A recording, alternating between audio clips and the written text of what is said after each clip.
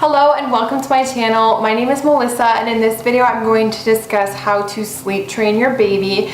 So before I begin, I just wanted to mention that I understand that every baby is different and responds to sleep training differently. So you really have to look at your family and your baby and what works for your family and for your baby.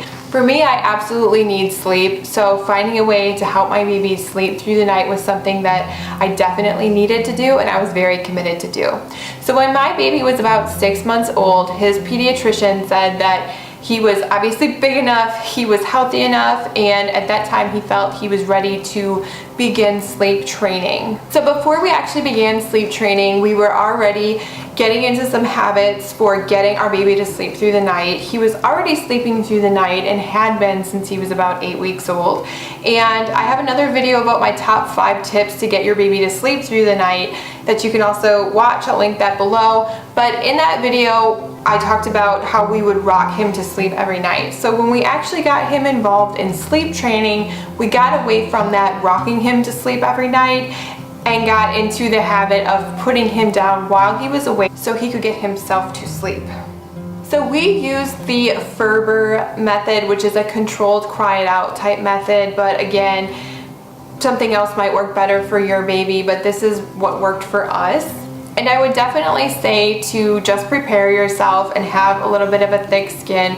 If you don't want to hear your baby crying, make sure you can get somewhere away in your house, turn down your baby monitor, do something so you don't have to listen to them cry, because it is hard at first, but your baby will be fine. They'll understand that they need to go to sleep and they'll figure out how to do it on their own. And in the long run, it's just been wonderful for my family. So after we would go through my baby's bedtime routine, while he was still awake but sleepy, not asleep yet though, we would put him in his crib and leave him there.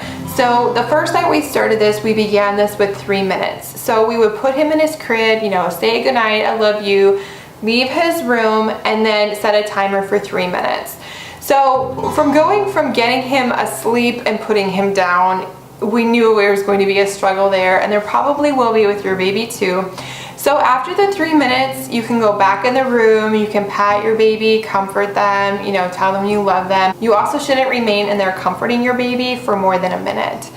So after the 3 minutes, you move to 5 minutes, you set a timer, leave the room for 5 minutes. Your baby will probably still be crying. Go back in after 5 minutes, comfort your baby. Don't stay in there longer than a minute, but then again, leave the room, then wait 10 minutes, go back in, comfort your baby, let them know you love them. Don't spend more than a minute in there and leave the room again. You'll do this every 10 minutes for each subsequent visit to your baby. One thing I'll mention too is that if your baby is calming down and starting to fall asleep and you're getting close to that minute increment, I would wait it out and just wait and see if they actually fall asleep. There were a few times where that timer was about to go off and my son was practically asleep but still kind of mumbling, and I didn't go in, I just let him figure it out, and he fell asleep really quickly after that. So the second night that you use this method, you're going to wait 5 minutes before you go back into your baby, and then 10 minutes, and then 10 minutes from then on.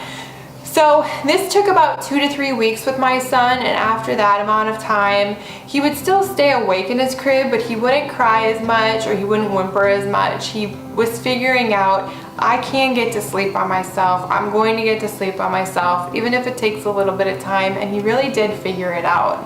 When my baby was about 9 months old, he was actually sitting in his crib, just entertaining himself, doing whatever he wanted until he was ready to fall asleep, and he was completely fine with that.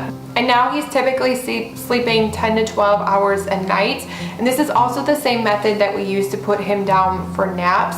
And it's something, again, he gradually got used to it, and then it just became habit to him, and now he just falls asleep by himself whenever we put him in his crib. Also, just throw out there that teething or learning a new skill like rolling over, pulling themselves up, crawling, walking, any of that could possibly impact whether your baby sleeps through the night, so keep that in mind. Also, if they're sick or teething, they may actually need you and need your comfort, so you know your baby best, so make that determination. And above all, just be aware that sleep training is a process.